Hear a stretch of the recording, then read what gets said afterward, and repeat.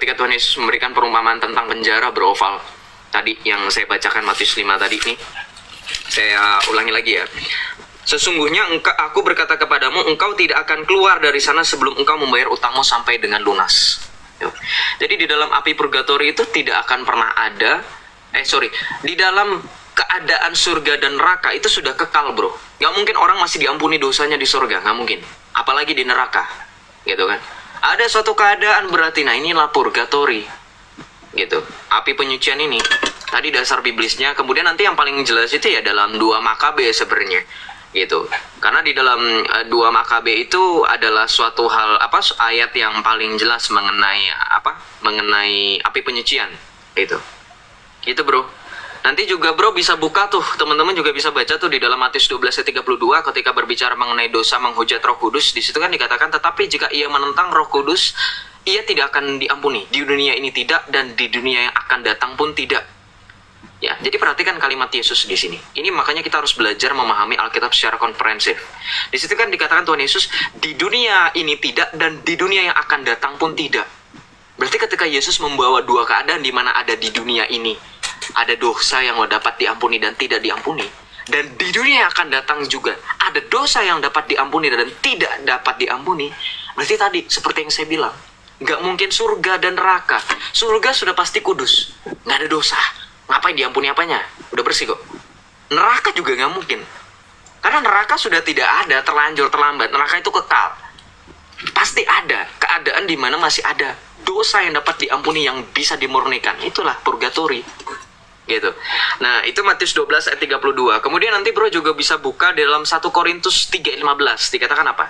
Oleh Rasul Paulus dikatakan, jika pekerjaannya terbakar, ia akan menderita kerugian, tetapi ia sendiri akan diselamatkan, tetapi seperti dari dalam api. Dan api ini bukan berarti api neraka. Kenapa? Api neraka tidak akan mampu menyelamatkan orang. Karena kan dikatakan apa? Ia sendiri akan diselamatkan, tetapi seperti dari dalam api. Jadi bukan api neraka, tapi apa? Api purgatori, penyucian. 1 Korintus 3:15 itu Rasul Paulus mengajarkan demikian. Kemudian apa lagi? Dalam surat Rasul Petrus, surat yang pertama, 1 Petrus 1 ayat 7 dikatakan apa? Untuk membuktikan kemurnian imanmu yang jauh lebih tinggi nilainya daripada emas yang fana, yang diuji kemurniannya dengan api. Ya, sehingga kamu memperoleh puji-pujian dan kemuliaan pada hari Yesus Kristus menyatakan dirinya. Ini Rasul Petrus dan Rasul Paulus mengatakan itu. Api penyucian. Dalam konteks di mana mengajarkan secara tersirat. Gitu. Jadi kan dikatakan oleh Rasul Paulus tadi kan api yang di pekerjaan kita terbakar, ya kan? Kemudian kita akan selamat, tetapi seperti dalam api. Nggak mungkin api neraka dapat menyelamatkan kita. Kemudian dalam 1 Petrus 1 ayat 7 tadi dikatakan oleh Rasul Petrus, untuk membuktikan kemurnian imanmu. Lu masa orang beriman ada di api neraka? Kan nggak mungkin. Berarti apa? Tadi seperti yang saya bilang, api penyucian ini sekali lagi adalah keadaan di mana orang yang sudah berpulang, bersatu dalam rahmat Allah, menerima keselamatan, ya, dibaptis dan seterusnya, tapi tadi saya bilang masih ada dosa-dosa yang perlu dimurnikan. Itu 1 Petrus 1 ayat 3. Jadi iman kita diuji. Disitulah perumpamaan itulah iman kita diuji. Ya. Kemudian apa lagi? Nah, ini yang paling terakhir. Saya sengaja paling terakhir. Ini yang paling penutup saya bawa ya. Ayo teman-teman. Nah, 2 Makabe. 2 Makabe 12 ayat 38 sampai 45. Ya. Nah, terus bisa baca nih di dalam 2 Makabe ini. Ya, 2 Makabe 12 ayat 38 sampai dengan 45, bro. Ini nanti ada perikopnya itu doa dan kurban bagi yang tewas. Ya, doa dan kurban bagi yang tewas. Itu jadi berbicara di sini 2 Makabe 12 ayat 38 sampai 45 itu seorang yang bernama Yudas Makabe, yaitu Yudas Makabe itu dan anak buahnya hendak menguburkan jenazah pasukan yang gugur di pertempuran. Kemudian mereka menemukan adanya jimat dan berhala kota Yamnia pada tiap jenazah itu. Maka kemudian Yudas mengumpulkan uang untuk dikirimkan ke Yerusalem untuk mempersembahkan korban penghapus dosa. Nah, perbuatan ini dipuji sebagai di ayat 43 dalam 2 Makabe 12 ini dikatakan perbuatan yang sangat baik dan tepat karena Yudas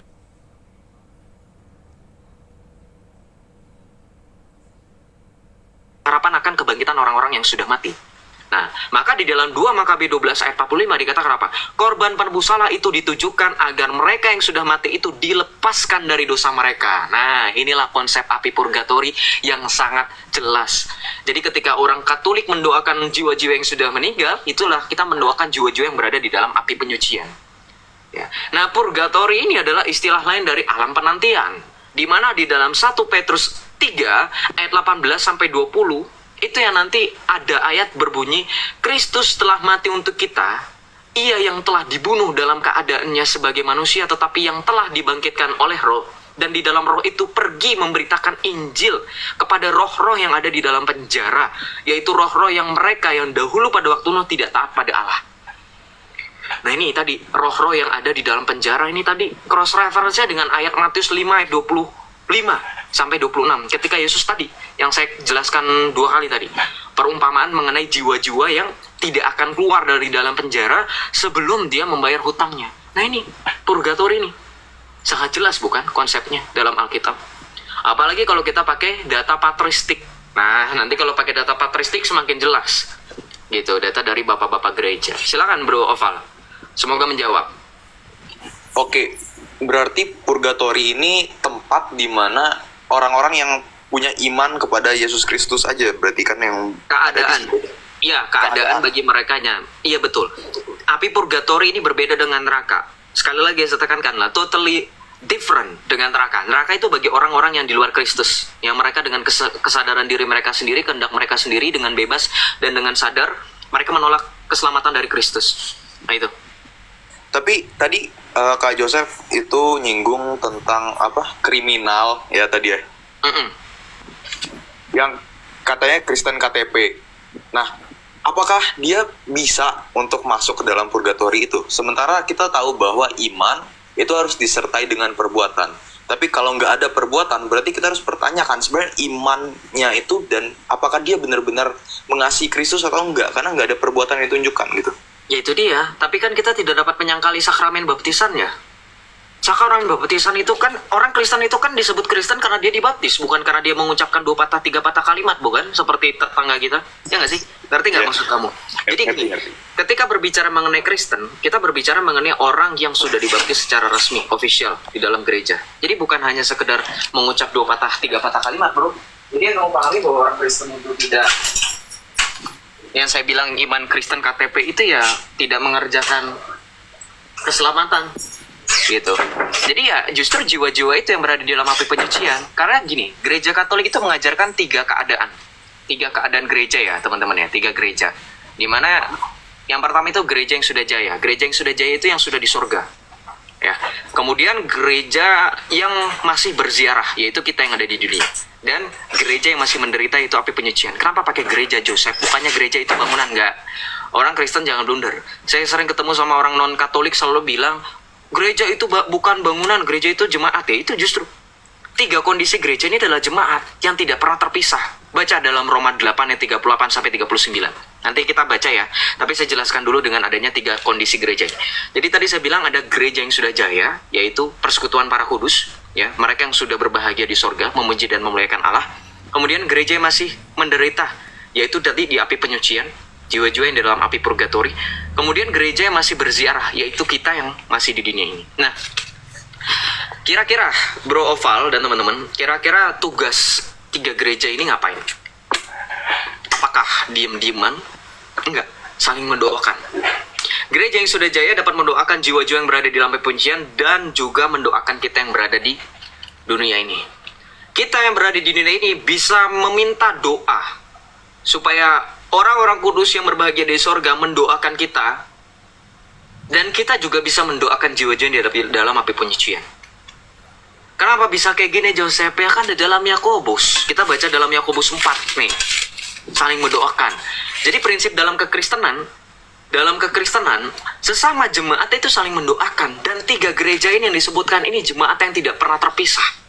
Di mana? Kita baca dalam Yakobus dulu, baru nanti kita ke dalam surat Rasul Paulus kepada jemaat di Roma ya. Roma 8 ayat 38 sampai 39. Kita baca dalam Yakobus dulu. Bentar. Yakobus 4 ya. Yakobus 4 ayat 15. Nah ini. Nih, Kita baca dalam Yakobus 5 sorry. Yakobus 5 ayat 15 sampai dengan 16. Doa yang lahir dari iman akan menyelamatkan orang sakit itu, dan Tuhan akan membangunkan dia jika ia telah berbuat dosa, dosanya itu akan diampuni. Karena itu, perhatikan ayat 16. Karena itu hendaklah kamu saling mengaku dosamu dan saling mendoakan. Ini orang Kristen harus saling mendoakan sesama tubuh Kristus. Kenapa? Ya, baca dalam Roma 8. Nih, kita baca dalam Roma ya, dalam surat Rasul Paulus kepada jemaat di Roma. Sebentar. Saya baca dulu. Aduh. Bentar ya teman-teman ya. Ini saya baca di ini aja deh. Kayaknya kelamaan kalau misalkan buka di Alkitab.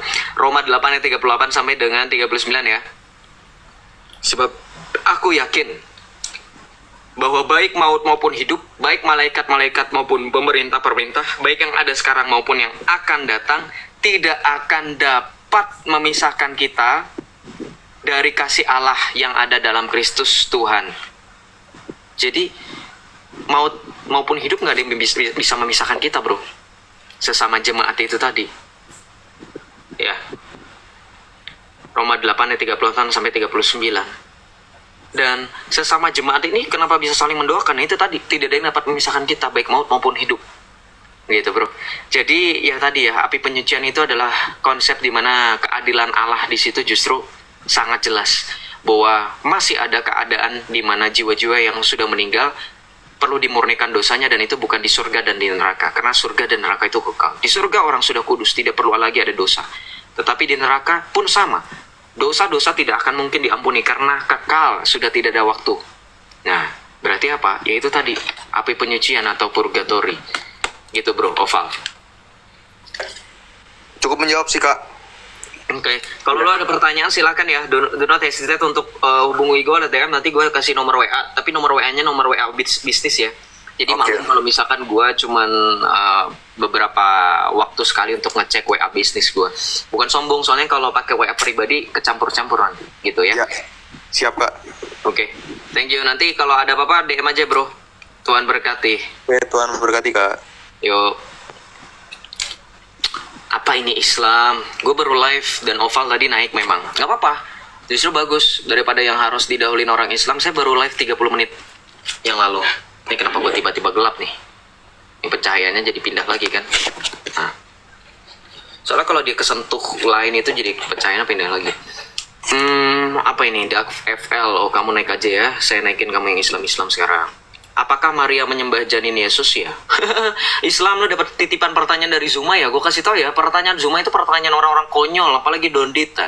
Tadi lewat FYP saya, bilang gini, kamu pernah baca nggak itu Alkitab? Lagi ngomong sama si Jesselyn itu yang katanya dibaptis 7 kali, si Esmeralda itu. Kamu pernah nggak baca Alkitab? Ya pernah. Yesus itu kan upah dosa itu kan maut. Iya. Jadi yang penguasai maut itu kan iblis. Iya. Berarti Yesus mengalahkan iblis. Iya. Berarti Yesus menebus dosa itu menyerahkan kepada siapa? Iblis. Ketawa-tawa mereka berdua. Ya. Kocak orang itu. Gue gak tahu apakah otak mereka itu memang sudah geser gitu kan. Kita baca dalam Ibrani 2:14 ya. Ini juga yang tadi dipolemikan. Katanya Ibrani siapa yang nulis sih? Islam, lu sosokan ngerti. Udah dibilang, kalau ngomongin soal iman orang lain, jangan pede. Kenapa? Karena biasanya kalau kamu pede dengan iman orang lain, dengan imanmu sendiri nanti akan tenggelam. Bukan tenggelam lagi, nyungsep. Ya. Shalom, biarkan 420 tumbuh. Halo, Ya. apa kabar? Puji Tuhan, haleluya. Baik.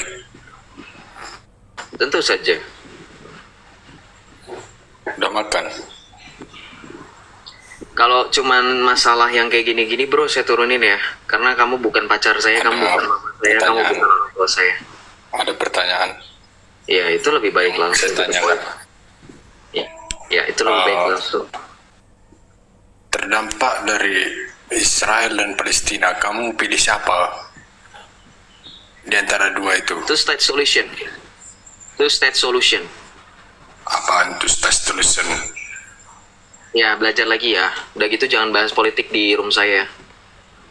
Kalau nggak ngerti, belajar lagi. Itu jawabannya jelas loh. Two-state solution. Ya, two-state solution. Kenapa? Loh, saya sama seperti Paus Fransiskus, gembala kami dengan gereja Katolik. Ya, two-state solution itu jawabannya. Ya, alasannya kenapa Joseph gak mau lebih lanjut, ya ngapain? Udah jelas kok. Paus Fransiskus dan juga dalam ajaran Alkitab dan juga gereja mengajarkan kita mendukung perdamaian. Gitu. Jadi jawabannya ya two-state solution.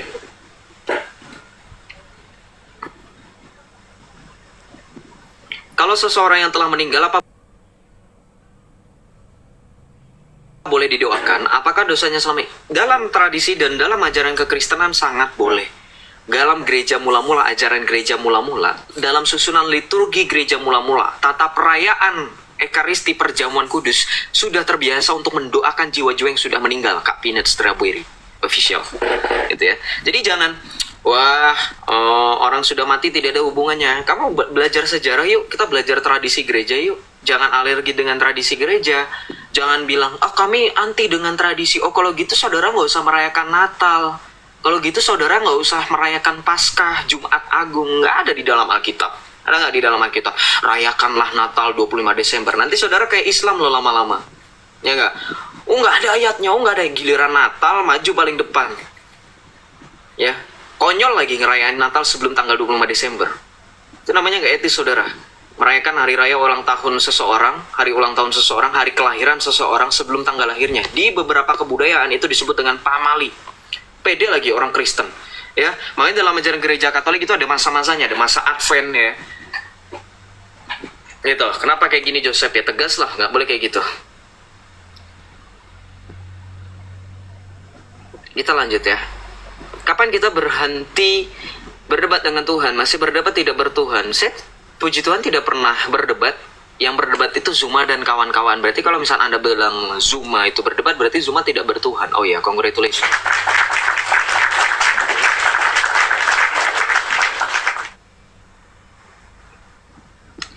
Beda antara tradisi dengan mistik. Ya, mistik itu yang percaya dengan hal-hal takhayul gitu-gitu. Dan puji Tuhan dalam ajaran kekristenan, terutama dalam gereja Katolik, menolak itu. Saya ketika katekumen sudah dilatih. Nanti kalau misalkan baptis, nanti pada saat pelantikan katekumen, Romo akan menanyakan beberapa pertanyaan. Nanti kalian jawab, ya, saya yakin. Ketika ditanya, apakah Anda menyangkal segala bentuk praktek ilmu hitam, ilmu sihir? Nah kan kayak gitu kan, orang-orang Katolik pasti nggak asing dengan kata-kata itu. Ya karena itulah kami di dalam kekristenan, terutama dalam gereja Katolik itu nggak boleh percaya dengan kayak gitu. Percaya dengan horoskop aja kami nggak boleh. Horoskop dalam artian itu ya, zodiak. Oh zodiak ini nanti jodohnya, nah itu ya. Zodiak ini begini ya, itu boleh. Lu mantan frater bangga? Saya awam, saya masih 20 tahun. Kemarin baru 21 tahun. Suka gym nggak? Kenapa orang Islam itu banyak yang DM saya, gym di mana? Lu pada mau ngapain sih?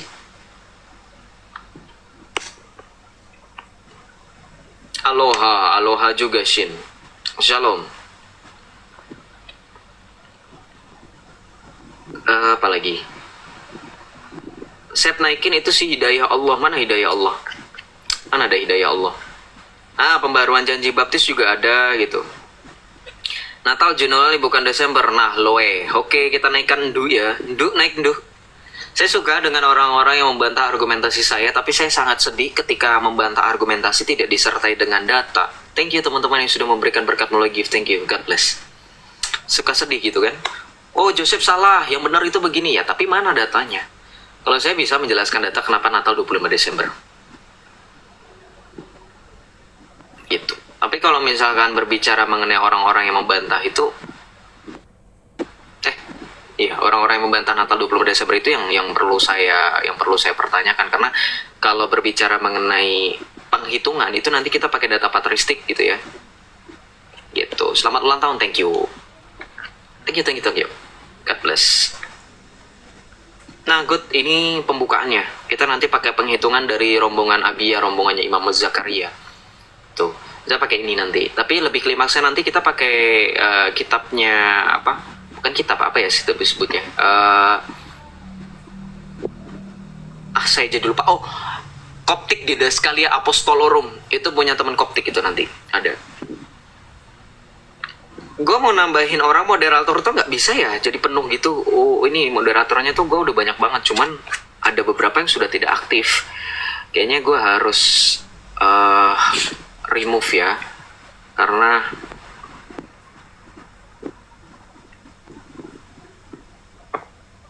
bentar ya, saya lagi atur-atur moderator. Ini ada yang sudah nggak aktif nih, kemana ya? Nanti gue DM deh.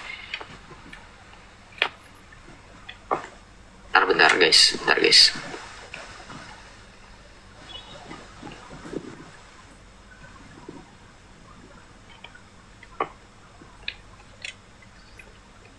Ya, gue remove dulu moderator yang udah nggak aktif ya guys ya. Saya mau nambahin moderator yang ini. Mau nanya lagi boleh? Bentar Om Shin, bentar. Aku ini.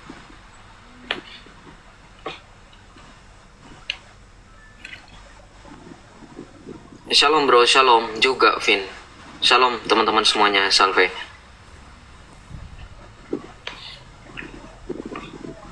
Bentar ya. Wih, thank you. Udah kayak ini Muhammad. Bedanya nggak pakai kacamata aja. Oke. Gue kepencet. Gue mau naikin Om Shin, kenapa nggak apa-apa lah. Om Shin bentar ya, saya kepencet salah orang. Mau bentar, dia mau nanya nggak? Salam Zulfami Zul. Selamat malam. Selamat malam. Ya, selamat malam. Saya ingin bertanya ini. Ya, silakan. Sejak kapan Yesus itu menjadi Tuhan? Kok sejak kecil nggak ada orang Yahudi menyembah dia gitu? Kata siapa? Tengoklah kebanyakan orang Yahudi nggak ada yang ikut Yesus. Kata siapa? Ada datanya nggak? Ada itu di Bibelmu. Di Bibelmu. Oke, di Bibel saya di mana? Saya mau bukakan nih. Sudah ada di depan saya Bibel saya. Di bagian mana?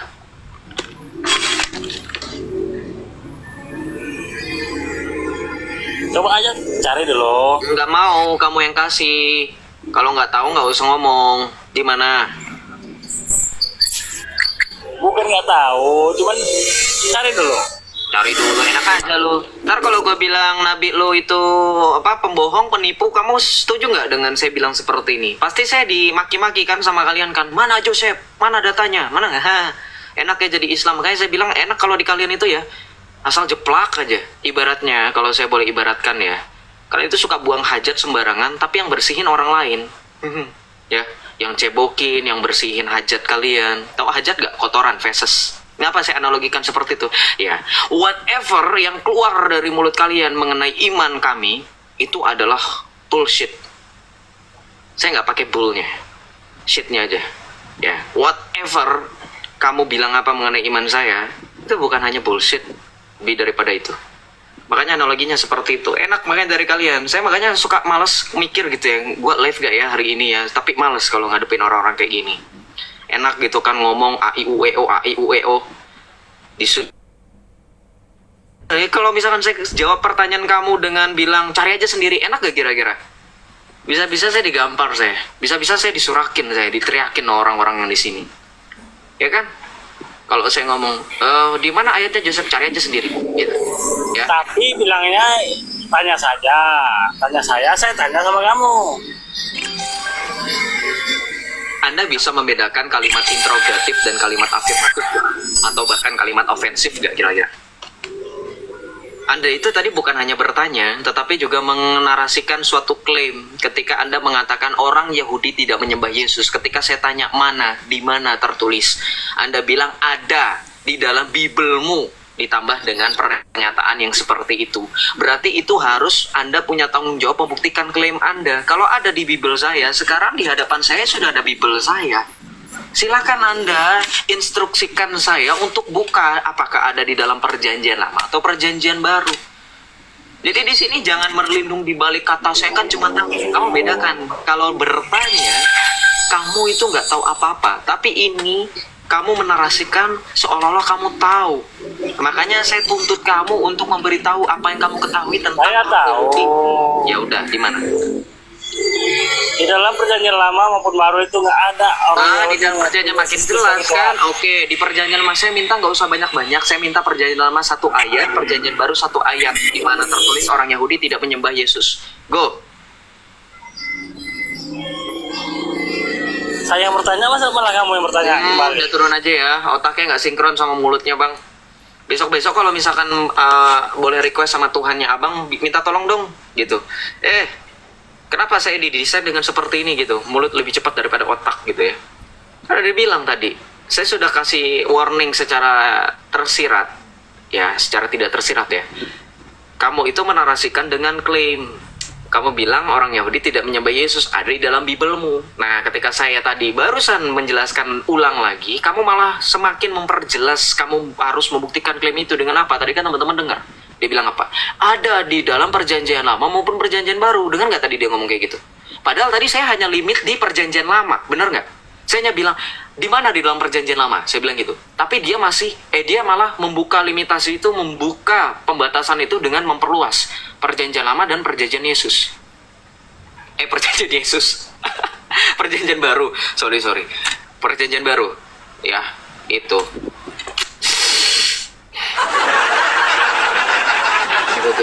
Jadi